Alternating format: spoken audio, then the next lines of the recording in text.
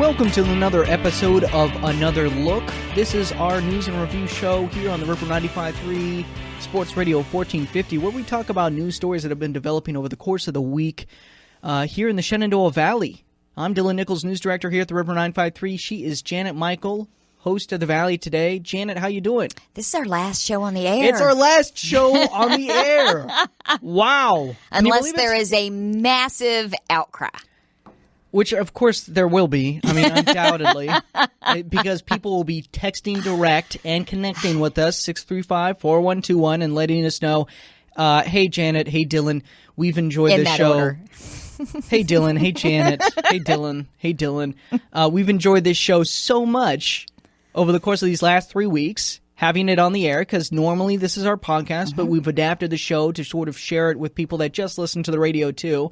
We've enjoyed you so much at 7 o'clock in the evening on Fridays that we want you back on that time slot. So we'll have to see. If you're interested in that, please go ahead. There's so many ways to connect with us on Facebook, on Twitter, through the text direct and connect, all sorts of ways. So let us know. But I'm kind of torn. Yeah. I mean, we're going to keep doing the podcast, so that's not going to change at all. So it's not like we're going anywhere. It's just whether or not the show will continue to be broadcast on the air versus having to get it in Apple iTunes or Google Play Music or any of the other 100 ways you can go listen to the show. Yeah, exactly. And that's a good point, that if you've enjoyed the show on air, but you only found us on air and you don't know where the podcast is, one of the first places you can go is theriver953.com.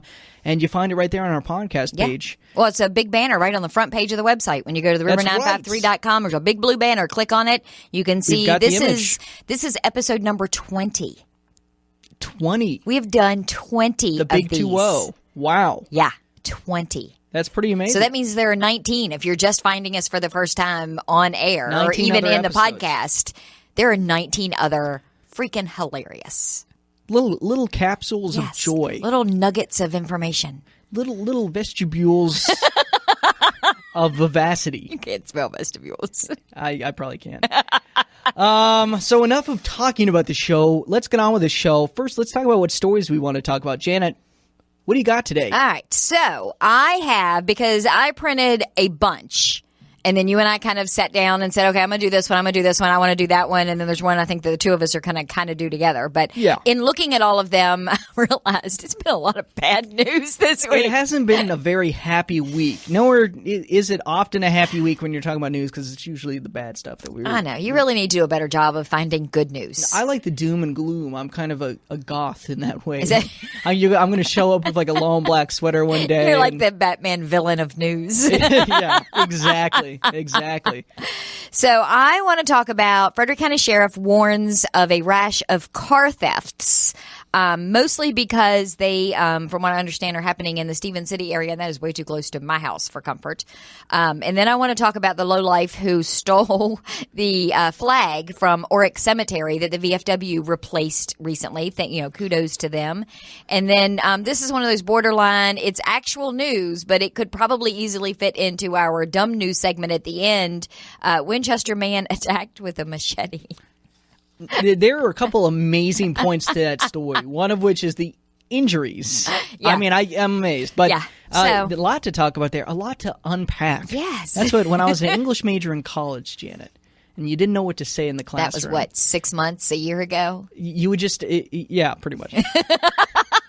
Yeah, they'd say, what do you think about that scene in a book? And you'd go, there's a lot to unpack there. Really, there is. Or you'd bring up a scene, wouldn't say anything about it, then you'd just be like, I really think there's a lot to unpack there.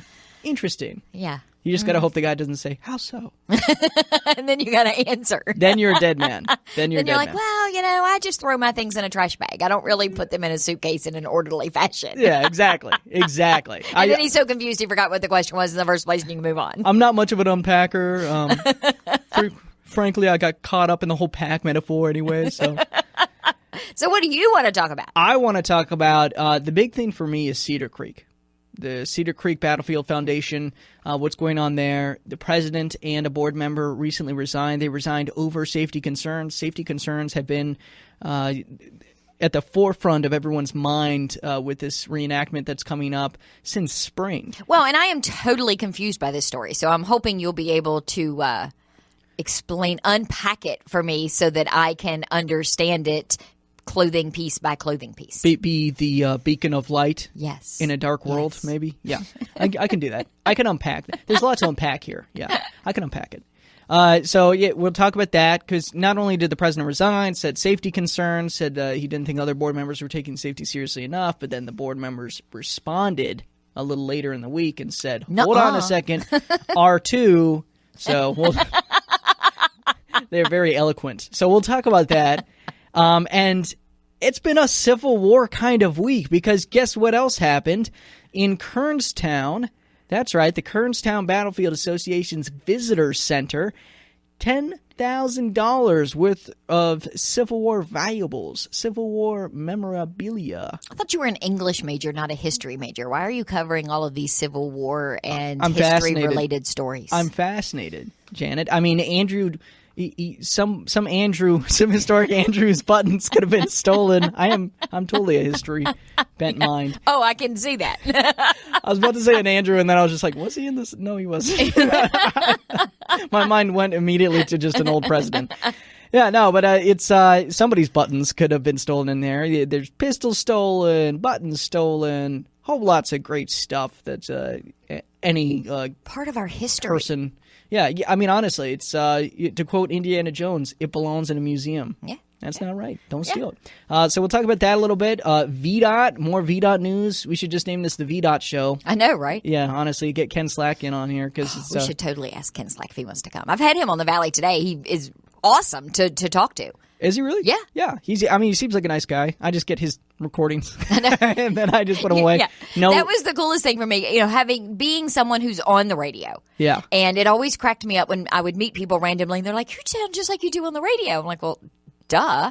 Do you think, but then I guess on TV you see actors playing a certain role and then see them doing an interview and suddenly realize they have an accent or they're Australian or something else. Oh, yeah. Ken Slack, it cracked me up that when he came in and sat down and did the show, he sounds exactly like he does. And I don't know why I was thinking he would sound but differently. It's got to throw you for a loop a little bit. Yeah. And Ken Slack, for those of you who don't know, is the VDOT spokesperson who we deal with, gives us the VDOT updates and alerts that we give to you guys. He is our point of separation. Yes. Yes. Yes, exactly. So we're going to talk about that a little bit. And then also we'll just very lightly touch on, because there's not too much to talk about, just very lightly just sort of feather onto this subject of the Winchester sidewalks. Because they're going to get improved. And apparently they really need to be improved. Yes. Like a lot of them. Like a lot of them a long time ago. That's right. So we got a bunch of stuff to talk about. We're going to take a quick break, but when we come back, we are going to go ahead and touch on all these subjects: Civil War, VDOT, Machetes, all the good stuff going on in the Shenandoah Valley when we come back with some more Another Look.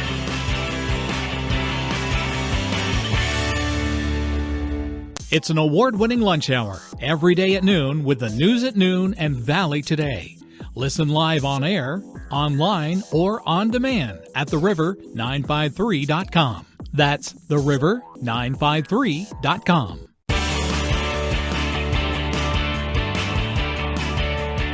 And we're back with some more Another Look. We're here to talk about our local news from across the Shenandoah Valley. This is our news and review show where we review the stories that have been...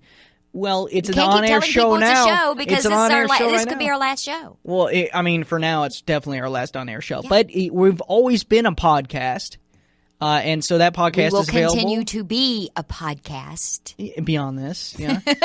We've always been and always will be there for you. Episode 20 of Another Look podcast. This is episode 20, yeah. So, and you can find that on the river953.com on the podcast page or on that big banner that says Another Look on the website. On that award-winning website. Mm-hmm. It's sleek. It's innovative. Yeah. It's award-winning. And then, Janet, where else can they find the podcast? It's on Apple Podcast app. It's in Google Play Music Store. I don't even remember where all the places are that I've put it because it's everywhere. And in case you're just joining... YouTube, you can watch it on our YouTube channel. Yeah. No, there's plenty. I say you can watch it. You can't really watch us because we both decided early on that was not going to be a smart thing is to put a video camera in here. But you can listen to it on YouTube. There's just a screenshot of like our logo or some whatever lazy way I figured to put it up on YouTube. Innovative, sleek, award-winning way to put it up on That's it. YouTube. So there's lots of ways to listen to us. If you're just joining us, I'm Dylan Nicholls, news director here at the River 95.3 Sports Radio 1450. She is Janet Michael, host of the award-winning Valley Today. It only took 20 episodes. I guess it won an award at some point. I've been told for 20 episodes I should mention it. I still don't know how I feel about it. I profoundly disagree with the AP and the VAB, but I mean, I guess we're going to have to sort our differences here's the out thing. here. Because this is on the air, which means it will qualify for submission and nomination to those two organizations for awards. That's right. The two of us could win for this show. That's right. We just have to find a good one that was actually on the air. The Associated Press, for those of you who don't know, and the Virginia Association of Broadcasters, basically they have awards for all the shows that we do, all the local awards we're up for. News, sports, our website, features, documentary series, all of that kind of stuff. And the Associated Press is for the state of Virginia, or for the Commonwealth of Virginia and West Virginia. So it's 2 states. Yeah, that's right. And Randy made a real run of it this past year with the Sports Dogs After Hours. I hosted last night. It's on the website if you want to go listen to it. All right, but usually Randy hosts it, and that won awards, and he's and that's on at 7 p.m. at Thursdays. But man, we're just doing shameless plugs for everything right now. Is this just going to be the first 3 minutes of every single episode? Let's get into the news. Let's get into the news. But don't we want to tell people that we want to hear from them? Well, yeah, we do. Text, direct, and connect 635-4121 and let us know if you want this show to continue. But they won't want it to continue if we don't ever get to it. Well, or tell us about news stories. Tell us what they think about some of the past episodes. You can comment on them on the podcast page on the website. Oh, that's right. You opened up comments, so you can actually leave a comment and for us. And fixed comments after I opened them and told everybody to go there. And then there was a snafu, and our website thought everybody was a hacker, so it wouldn't let anybody post a comment. But that's all fixed now. Well, maybe it was only hackers that wanted to comment. Oh, that could have been. On our sleek, award-winning website. So, yeah, check it out. I mean, you guys are opinionated, and these are local stories, so it all concerns us. Yep. So, Facebook, Twitter, at the River 953, podcast page. You can email Dylan, news@ruralbroadcasting.net. Yeah. Email me news. I don't want your personal stuff on my. I've got things to do, people. No, you don't. But let's talk about. No, you really don't. No, I don't. But let's talk about this. The Cedar Creek Foundation, Battlefield Foundation. Oh, so you're just going to go first. You just made an executive decision that we're going to talk about your news stories. No, first. I just decided. I just executive ordered your. Wow. This is happening by proclamation. A tiny bit of power, and look at you. So now it's my turn. And we're going to talk about the Cedar Creek Battlefield Foundation. Okay. And what's been going on there? Yeah, what's been going on there? Well, President Joseph DeRezzo resigned in a big move that happened this past Saturday. And board member Carl Schildknecht, I never know if I'm pronouncing that right. Sorry, Carl, if I'm pronouncing that wrong. And the odds are you're not, because you never pronounce names right. That's your thing. No, it's kind of my trademark at this point. Because all these, I'm sorry, and I will not take this back. All these West Virginia names are ridiculous. Absolutely insane. They look for the exact wrong way to pronounce all these incredibly just beautiful, eloquent Native American words. They just take them. Like Opaquan. And that's not even West Virginia. That's here. I don't know. I'm still not 100% sure. You know, we all love that when you come to us and say, hey, how do you, like today you came in and said, hey, you're a park ranger. How do you say her last name? And I said, Gus. And you're like, really? That's easy. I said, oh, no, I mean Goose. Yeah, exactly. Just looking for a way to screw me up. But yeah, so DeRezzo, and we're going to call him Schildknecht, they submitted their resignations. And the reason they did is because they had concerns over the safety of plans for October 20th and 21st. That is when the annual reenactment for the Battle of Cedar Creek is usually staged. But the reenactment itself was actually already canceled. Yeah. But they still had concerns that the Cedar Creek Battlefield Foundation was not taking safety concerns seriously enough leading up to this weekend, and in response, they resigned. Now, there was a bit of a kerfuffle over that because the Cedar Creek... that's an official news term. Yeah, that's a nice word, right? The Cedar Did you Creek... watch Sesame Street this morning? Word of the day is, that's pretty advanced, Janet. That's some SAT stuff right there, I'll have you know. So, yeah, the Cedar Creek Battlefield Foundation, obviously, they pushed back on that because they don't want to be seen as taking this not seriously. And they're saying, actually, we're taking it very seriously. And they've said that they're actually planning 0 events for that weekend now. So it's nothing's really going on there that the Cedar Creek Battlefield Foundation is expressly responsible for. However, they are encouraging people to attend events that other organizations are holding. And so that might be where the issue is for the president and for the board member. But so the Bell Grove Plantation's doing something. National Park Service is doing something. Yeah, I didn't, and that's where when we talked about this in the first segment with headlines, I was completely and totally confused because they canceled. I mean, 2 years ago they stopped it midway because they had the threat. So I think they did Saturday, but then they had to stop it because they had a threat and they had to call in the state police and bomb dogs and all that sort of thing. And then they canceled Sunday and didn't do it at all. And then they announced they weren't going to do it at all again this year. And then, so that's why I was like totally, well, wait a minute, you're not even having one. So what safety issues do you need to worry about if you're not going to even be there? Well, and I think another part of it, too, is Middletown itself. I think they were a little nervous for Middletown itself, this president and this board member, because Middletown always holds its annual Luminary event. And Middletown Mayor Charles Harbaugh has said that they're going to do that again this year. But apparently, according to Schildknecht, if I'm pronouncing that right. Do you have his first name? Just call him Bob. According to Carl. Yeah. Carl says that they received a letter in the spring saying that was actually threatening Middletown itself. So what weekend is this? I am totally getting out of town. It's October 20th and 21st. And so I don't know, but this is... I think they're very, very concerned about this. I think they're nervous about it, and I don't know if the Cedar Creek Battlefield Foundation has endorsed the Luminary event. Well, and that's one of those things where it's not even, and maybe I'm wrong. I've not ever been to like the beginning of it. I know that Middletown lines Main Street with luminaries. Mm-hmm. And maybe there's a gathering at the beginning of that or a gathering at the end of it that I'm just not aware of. But they just put the luminaries out and you drive or walk up and down Main Street and see the luminaries. So it's not like everybody's going to be gathered. I don't know. I don't know how that event works. I've never been to it, obviously, so I would not know. But I'll go this year and take some photos for you. That way you have them. You can feel like you were there. Excellent. But, I mean, thematically... and then if something happens to me, that's on your head. I'll send you out there for hours. Yes. Janet, can we get time-lapse footage of the candles as they build?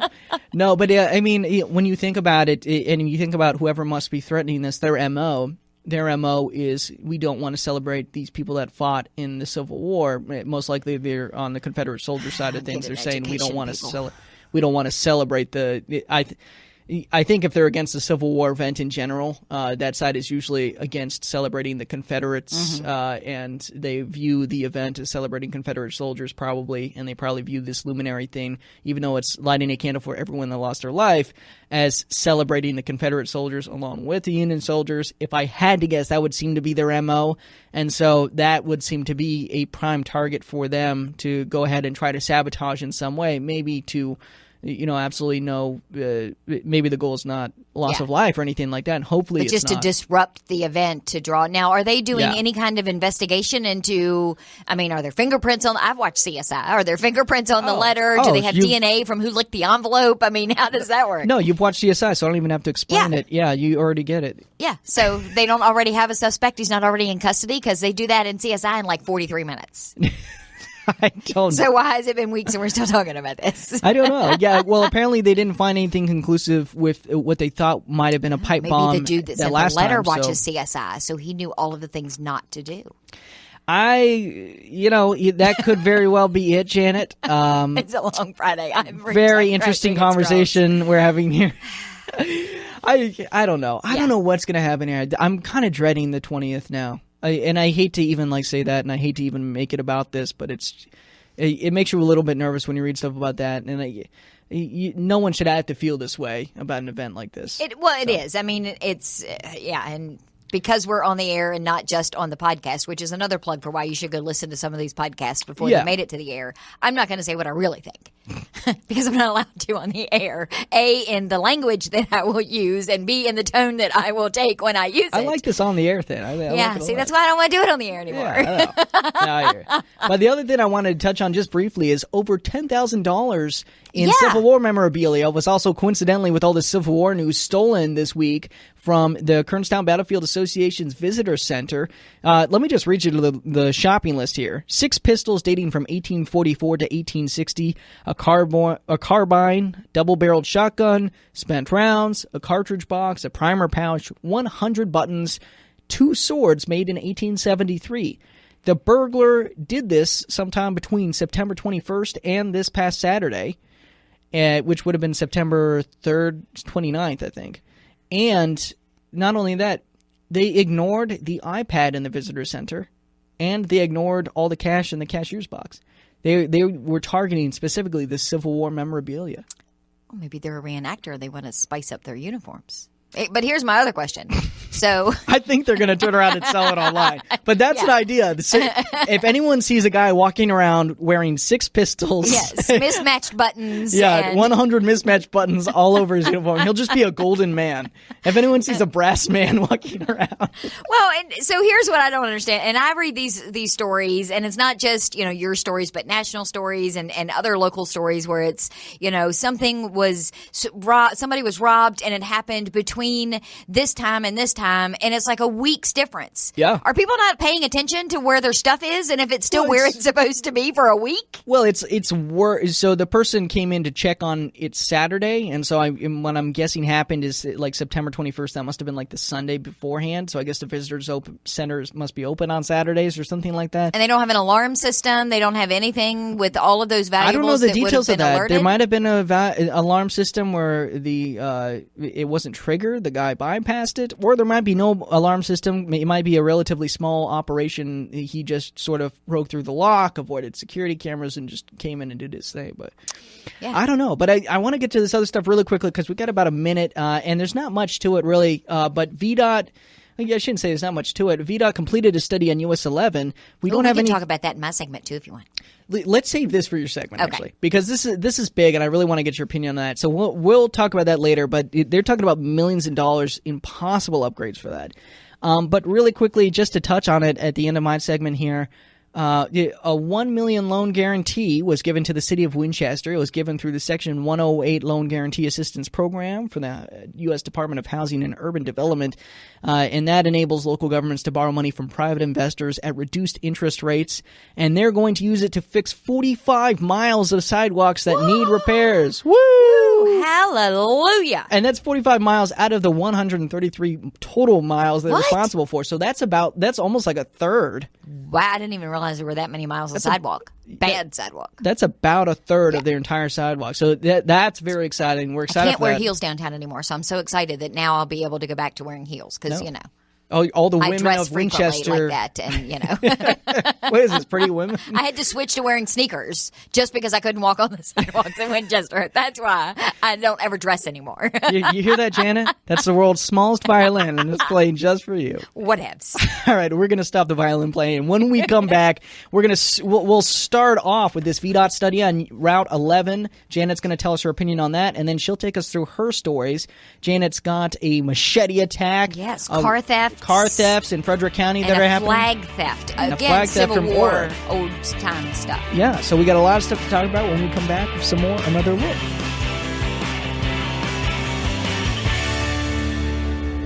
It's an award-winning lunch hour every day at noon with the News at Noon and Valley Today.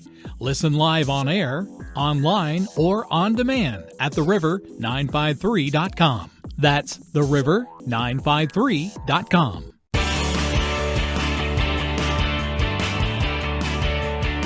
And we're back with some more Another Look. This is our news and review show where we take a look at the end of the week and news that's been developing over the course of the whole week in the Shenandoah Valley. This is your news. It's happening in Frederick County, Page County, Shenandoah County, Warren County, Clark County, Shenandoah County. Did I say Shenandoah? I don't know. But you said it that time, so that covers it. There's a lot of counties, folks. We didn't have any Shenandoah County stories this time. Shh, don't tell them that. But We didn't have any Warren County stories this time. no, not a lot. A couple of weeks ago, they were all Warren County stories. It's cyclical. It's funny how it works because we'll get a That's huge the batch Sesame of Warren Street County. word of the day. Cyclical? Not kerfluffle. Cyclical. What if the same kerfuffle happens over and over again? Would you call it a cyclical kerfuffle? Yes. What would I call it again? What was A that? cyclical kerfluffle. Can you imagine Tom Brokaw saying, people found themselves in a cyclical kerfluffle the other day? Don't you dare take the name of Tom Brokaw and twist it Well, careful. in such a way. Careful. Wasn't he one of the Me Too people? No. Who am I thinking of? No. Who am I thinking of? It wasn't Tom Brokaw. Okay, all right. Sorry. Let's get off He that. is an icon in news. Well, who was the? All right, forget it. We're talking now. All right, in perfect segue, because we're talking now about VDOT completing the study on US 11, its congestion, and how to make it less congested and more safe for people traveling on US 11. And you know what? On the break, Janet was reviewing the article, looked at it, shook her head, and said, "Stupid people." So I want to hear Janet Michael's opinion on how everybody in VDOT doesn't know what they're doing, or else who are the stupid people? Okay, so wait, whoa. First of all, we got to back up because what segue was that? No, there was no segue. That was a good segue, and then you just started talking about the story. But I've learned in radio that if you just say the word segue, then it counts. Okay, you clearly were behind this traffic report. And speaking of segue, tell us more about VDOT. Well, you tell me about the story. Well, and I'll tell you why I think right. some of the pieces of it are ridiculous. This VDOT study focused on just about 2 miles of US 11 that stretches from Battle Park Drive to Renaissance Drive. They thought of some improvements. Basically, they thought of a bunch of different kind of improvements they could do. For $1.3 million, they could add reflective backplates to traffic signals, optimize the timing of the traffic signals, install street name panels on signal mast arms, and install more signs for pedestrians. All of those would help traffic flow. All of those would help safety. Now, for $3.2 million, they could also add an additional northbound lane on US 11 between Shawnee Drive and the Rubbermaid entrance. That would reduce traffic delays by 18%, by a fifth. I mean, that's significant. And that is a nightmare little tiny stretch of road right there. Yeah, and so you've got $1.3 million for all those small things, $3.2 million for this big thing right here. Now, does the $3.2 million include the $1.3 million too? No, this is separate. And then for $8 million, they can also pay for a shared use path east of US 11, upgrades to bus stops, and improvements to locations and spacing of entrances, intersections, those median openings. All of those would reduce traffic delays by another 17%. Nah. So they're saying. So in total, if you spent the entire expenditure of, what is that, 12.5 million? 12, 13 million, yeah. 12.5, $13 million, you could reduce traffic delays by 35%, by a third. Yeah, no, I don't believe it. Now, why don't you? Because I'll refer you to the word at the top of the thing. It says study. Yes. They've studied this, Janet. Yeah. Wait, what reason do you Well, have? and it's funny you say that because now that you're drawing attention to the top, which is the headline, and I have read the entire headline, I feel a little bad. I was a little judgy there, a little too quick out of the gate. Yeah. Because I wasn't sure how, I never understood this, how adding reflective backplates to traffic signals is going to help traffic congestion. Right. Now, this but is then gonna the make end you... of your thing says safety, and I guess that kind of makes sense. Yeah, and this might make you mad, but they do that kind of for the colorblind a little bit. So, yeah, I don't know if that annoys you because they're going to spend money on that because colorblind people could see it slightly better. No, I have friends that are colorblind. I Well, feel for them. All right. It's a horrible... They've never seen the color orange, Dylan. Do you know how horrible that's got to be? I would trade my eyes in a second. I mean, to block out all the orange in this office. If you don't know, Janet's favorite color is orange. She makes everything, including the logo of the Valley Today, orange. My goal is to turn this station into like the Progressive commercials where they talk and then they flash back and everything's a little more white, and then they talk and they flash back and everything's a little more white. At one point, you're going to come into this building one day and everything is going to be orange. And it's your season now. Yeah. It's Halloween. Yeah, say I'm not a fan of Halloween. But it's all orange. Yeah, no. I'm not a fan of Halloween. Oh, you make no sense. Well, then, all right. So, do you have any objections in this list? I like optimizing the timing of traffic signals. Absolutely, please do that. Do it right now. I don't care how much it costs. Just do it. Yeah. There. I've said that. Street name panels on the thing. Fabulous. I don't know what street names because I'm reading this. I'm like, Battle Park Drive. Where in the world's Battle Park Drive? I know where the streets are I need to turn onto. I don't always necessarily know their names, but I've also lived here my entire life. So there are people that just moved here that I'm sure those street names on the big mast arms would be very helpful. I'm okay with that. Go ahead. Put those up there too. I got no problem with that. Pedestrians. You have Janet's permission. Yes. You know how I feel about pedestrians. They should just not be out. Until you're a pedestrian. Yeah. And then it's different. And I wear orange, so you can see me coming. That's a whole other thing. Well, it's true. You're basically one big reflective safety warning, just walking around on two legs. I walk around in orange, so people look at me and I just scream at them, back away. Back off. And it works because they think you just escaped from prison. I know, right? Hey, I will take whatever. Yeah.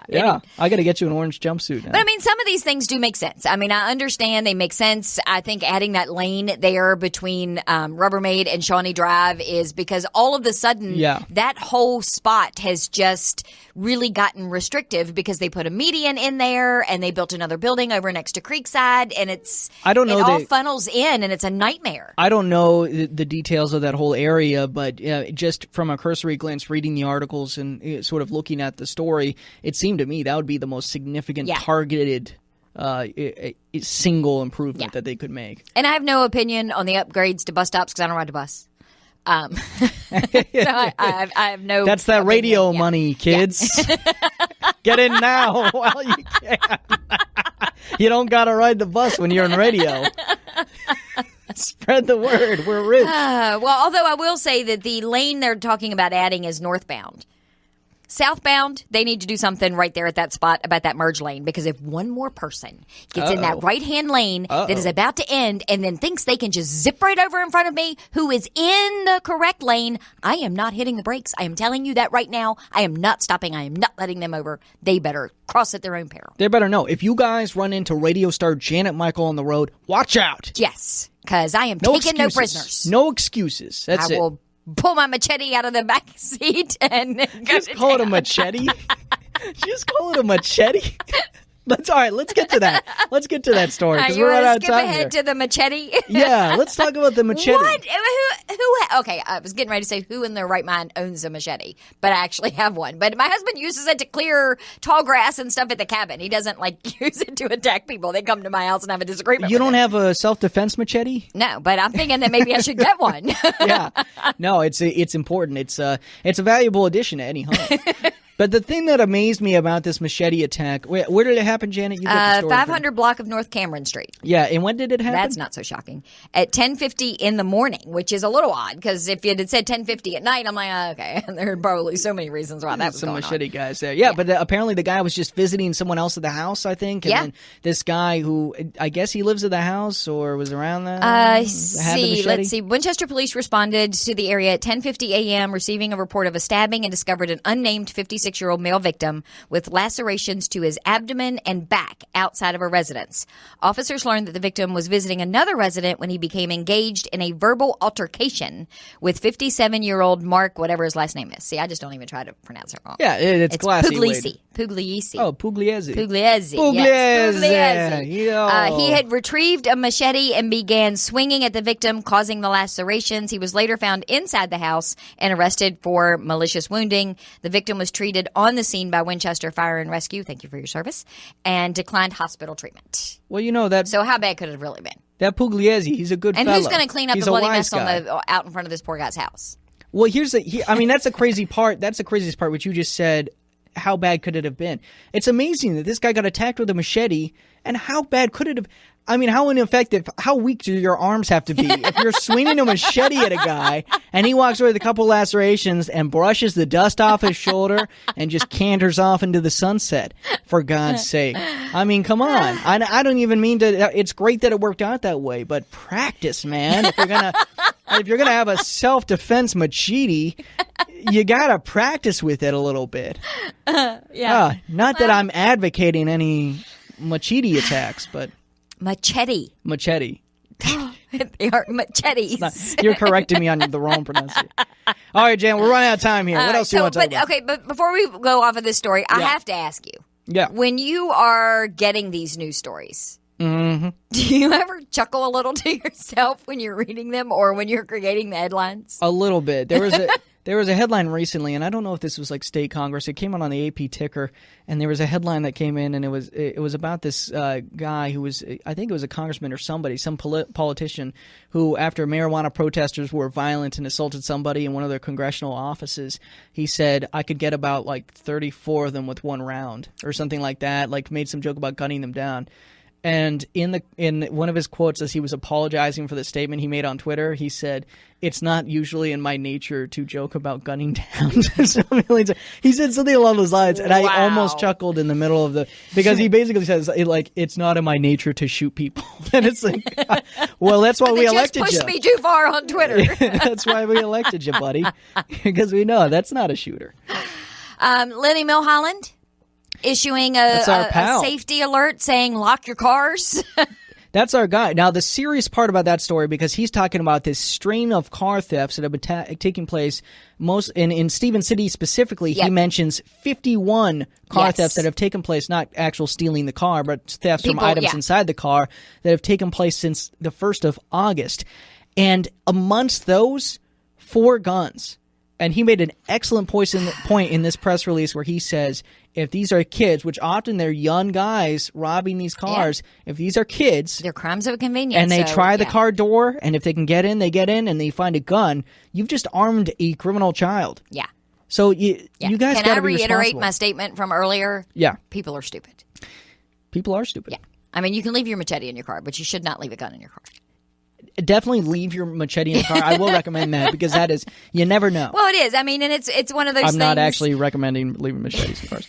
You're going to put a disclaimer in there now, are you? Disclaimer. Dylan was not actually recommending. I mean, it's sad that we have to think about the fact that we have to keep our vehicles locked in our own driveways. Yeah. That in and of itself. I mean, well, of course, I'm that person that when I get home in the evening and I walk in the door and close the door behind me, I lock it. Yeah. But I am forever forgetting to lock my car sitting in the driveway. And I leave my purse in it like days at a time. Oh, Janet. Milholland's talking about you. I know. Well, but I don't have any firearms. I don't have, what are they going to, they're going to steal a couple of scarves and a pair of shoes and. Well, you're leaving yourself open to theft, but it's good that you're not arming the world's criminals, which is good.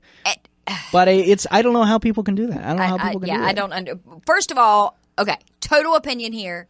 But if you are not responsible enough to know when and where your guns are and to have them locked somewhere safe, either in your house or in a lockbox, even in the car, you got no business having a gun in the first place. No. Now, let the text messages fly as they will, but that is ridiculous. And I own several guns. She's taking our guns. And a machete.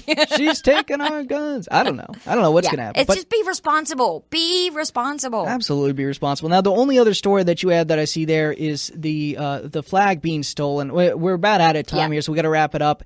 We don't know who stole the flag from the Oryx Cemetery. It's a primarily African-American cemetery.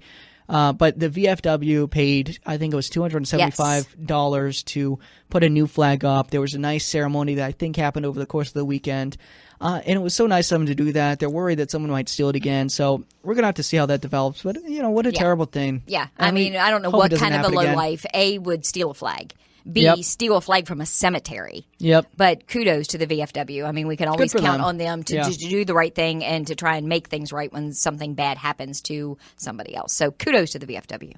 Our salute to the VFW. You have earned the another look. Salute. We need music for that. All right. So we're done with that now. And now our next segment after this break that we're going to get into, dumb news. We were supposed to invent a new title. In case you were confused and thought we'd already covered that with all the stories I just talked about. Lots of dumb stories, but we got more dumb stories to come. Some of these from across the nation, and I am actually cheating on this dumb news. So stick around and find out how, because I'm going to beat her by being nefarious. No, you're not. And come up with a dumber news story. No. So we're going to have that for you when we come back with some more Another Look.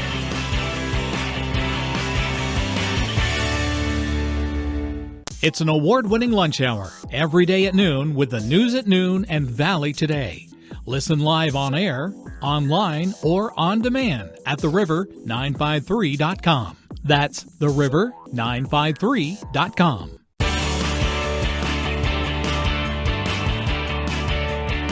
And we're back with some more Another Look. This is our news and review show. It started as a podcast. We've been doing it on air for the last month, but it's dying now. It's going off air and staying as a podcast.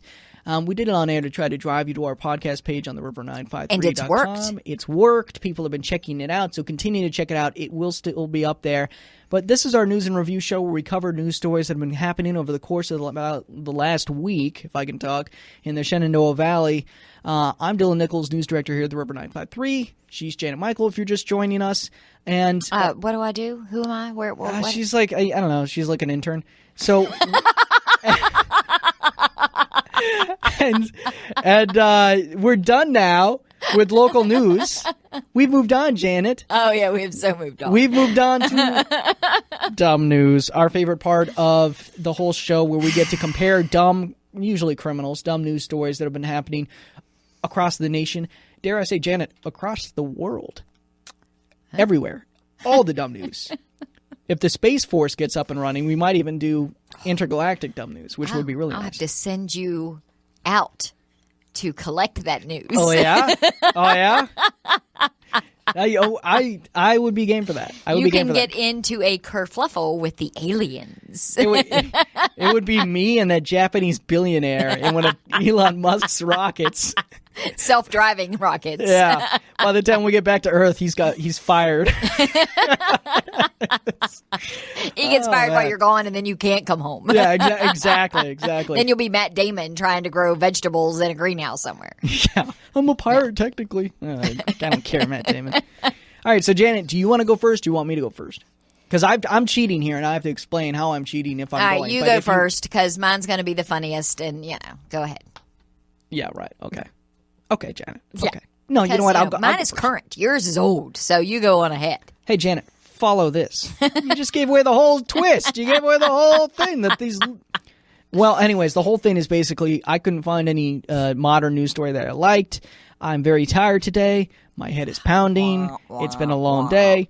So I decided to look up... Is tomorrow your birthday? Are you sitting here at 4:15 on a Friday of your birthday weekend? Here we go. I was wondering how long it would take her to bring up, it's my birthday.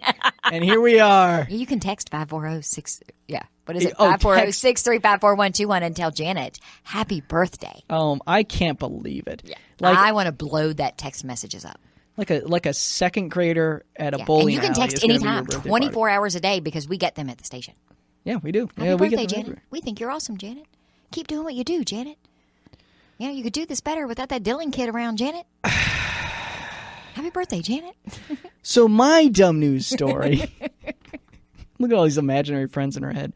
My dumb news story. I've got a couple of them. They're all older news stories, but they're good ones. They're the cream of the crop. They're really good. I don't know. They're okay. But I'll read them for you. I'll start with like a lukewarm one. This happened back in March 23rd of 2010. It happened in Fairfield, Connecticut. How old were you in 2010? 6. And this guy named... I'm 14 now. You didn't know that? And this guy named Albert Bailey decided that he was going to rob a bank, but he decided that he figured out that the main reason that all bank robbers get caught is because of time. They get in there, inevitably somebody trips an alarm, and the police are alerted, so that they're still in there trying to collect the money. All the cashiers are trying to get the money together, all that's different stuff. And so by the time they get out the doors, the police are already there waiting for them. So Albert decides that he is going to bypass this whole system by calling ahead and letting the bank know that he is about to rob them so that they can get the money ready in a sack for him when he gets into the station. That's freaking genius. No, it gets even better because he walks in and the bank plays along. I want to do business with that bank. Because they've called the cops already. But the best part is but they're not about to just playing along while waiting for the cops to get there, because the cops know that once these guys enter, they've got to swarm the outside of the building, so when they leave, they catch them. But even with all that security, they still don't want to risk it, so they play along. But he asks for $100,000 of the phone. They give him $900. And the guy goes, I guess I'm just getting this. And then he leaves, and there's 5,000 cops on the block. So that's story number one. That's classic. And that you consider lukewarm? That was actually pretty good. I didn't think it would be that funny, but it's it ended up being pretty funny. So the next thing, this is one of my favorites. Basically, sting operations and how those work, basically. And there's different varieties of sting operations. Well, in 2011, some Derbyshire police, I don't know where that is. They didn't mention a state or Wales. Country. Yeah, Wales, I guess. In 2011, some Derbyshire police basically decided they wanted to hold a sting operation because they had a lot of outstanding warrants for arrest and they couldn't find any of these wanted guys. So what they did was they basically made an ad and started contacting these guys whose phone numbers that they had, saying in ways that they knew that they can get in contact with them. So I assume a lot of them weren't direct contact, but like person that knows them kind of a thing. I love these things. And so they basically said like, hi, we're from this company. You've won 19 cases of free beer or 20 cases of free beer, something like that. I should not be drinking coffee while you're telling me these You almost did a stories. spit take. Beer, Please. that's what they lure them in with. So please come and collect your beer at any time. We just need to organize a time and place where we can meet up with you. They caught 19 guys this way. The criminals reluctantly agreed to meet the person for their cases and cases of beer, and they were met by cops. I got to tell you, my husband is not a criminal by any stretch of the imagination, but he gets a phone call from somebody that says he's won free beer, and he will go to wherever they are to get it. Yeah. It's like in any good journalism case, follow the money. Yes. It's the same thing with criminal law. They teach you that in school. So another robber, and I'm assuming this is in early 2000s, the article didn't provide a date, but in Halifax Bank in London is what they were robbing. And they go into the bank, and so far so good. They've got a gun. They've got a bag. They probably stole out of somebody's car in Stephen City. Yeah, probably. So you're arming the youth of America, Stephen City. It's enough. But they walk in, and so far so good, right? They're robbing a bank. They got the gun. They got the bag. So far so good. Yeah, I mean, it's going great. It's going swimmingly. According to plan. They say, "Oi, 700,000 quid in the bag now," and then they hand him the bag. Except they don't hand him the bag. They do that. Dylan said to swear earlier, so we edited that out, and so now we're continuing with the story. They said, "Oh crap!" They said, "Oh no, did I just do that thing?" They mixed it up in their brain, and instead of handing him the bag to put the money in, the guy hands him the gun instead. So there's a moment where the clerk is actually, you're still stuck on me swearing. I think it's a little bit of both. Thank God this was not live. So this robber just hands the clerk the gun, and the clerk just stares at the gun for a second and then stares at the robber, and the robber looks back at him, and the robber's like, "Oh wait, that's mine," and tries to get the gun back. And so the clerk says, "No, it's mine," and points at the robber, and that situation was resolved. He held him at gunpoint until police arrived. Now, Janet, it's time now for the number one story. I'm sorry I've taken up a lot of the time. Yes, you have. But it's been kind of worth it. I may just give you the win for no other reason than I'm actually wiping tears from my eyes right now. So a man basically went to rob a bank. His name was Dennis Hawkins, 48-year-old Pittsburgh man. Of course, he was from Pittsburgh. He went ahead and he put on... a Steeler fan, too. He's probably a Steeler fan, too. Those scum. But But he went ahead and put together a disguise so nobody would know it was him. Nobody would even guess. You know why? Because he used the disguise to change his gender. That's right. He put on a woman's blonde wig, a pair of fake breasts, and clown pants. The last one's problematic. So now he also put a bunch of makeup on his face as well. Not clown makeup, regular makeup. The only problem thank you for clarifying. The only problem was the makeup still couldn't disguise the structure of his face. So the surveillance camera still picked that up, and they could still tell who it was. The only other problem was, too, was that he didn't consider shaving his mustache or goatee. So he was... Stupid people. So right after he achieved the robbery, he got out of there fine in his clown pants and his goatee and his makeup and his blonde wig. But immediately, because it was such a specific description, it went out on the wire and everybody had it. And somebody phoned the police because somebody was filling up their car at a gas station that fit his exact description. stopped to get gas and didn't bother to. And miracle of miracles, to find the odds, yes, it was indeed Dennis Hawkins in those clown pants, not just some average clown pants guy. Not just your regular run-of-the-mill clown. And the police made the arrest. But Janet, please share your story because I've just went way over time here. I'm sorry. I apologize. All right, I'm going to try and keep it together here. Yes. And I'm going to try to keep it clean Yes. and family-friendly. Keep it clean. Keep it family-friendly.